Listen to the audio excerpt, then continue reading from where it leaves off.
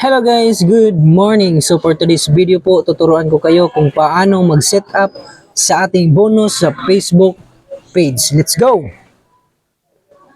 So ang unang gagawin po natin guys ay pupunta lang po tayo sa ating Facebook application. Pagkatapos guys, punta po tayo sa ating profile logo sa Facebook.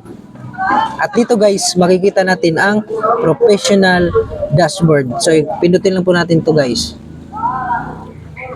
At sa ibaba nito guys, may makikita po tayong monetization. So pindutin nyo lang po ito. At ayan guys, so sa nakikita natin, meron na po tayong setup na nakalagay sa ating bonuses. So pindutin lang po natin ang setup. Pagkatapos guys, sa may gilid may nakikita po tayong get started.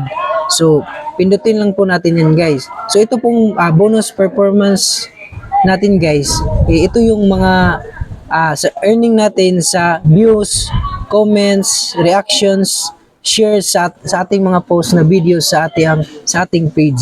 So pag marami po tayong views, comments or mga reaction po guys o mga share, magbibigay po si bonus ng extra earning sa ating videos.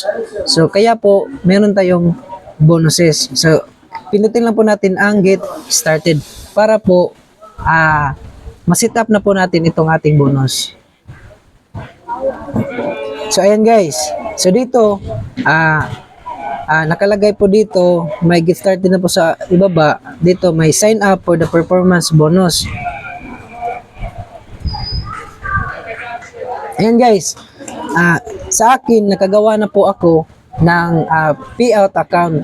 So dalawa po ang aking nagawa guys. So mas pipiliin po itong pangalawa kasi ito yung ginagamit ko sa aking mga monetized na page. So i-check lang po natin ito, tapos ipindutin lang po natin ang next. Pero kung wala pa po kayo nito guys, pwede naman po kayong mag fill up sa ating payout account.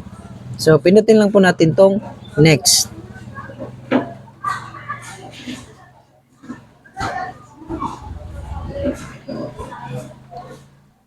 So yun guys, pag okay na siya, may nakalagay na po dito na success, you're in the performance bonus program.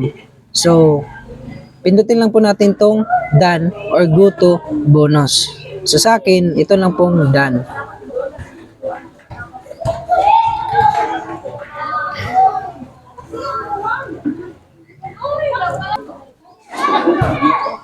So ayan guys now. So nakikita natin na may nakalagay na po dito na $0 approximate bonus.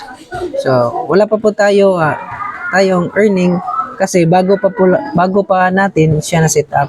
So ayun lang po ang aking may tuturo sa inyo at maraming salamat. Bye bye.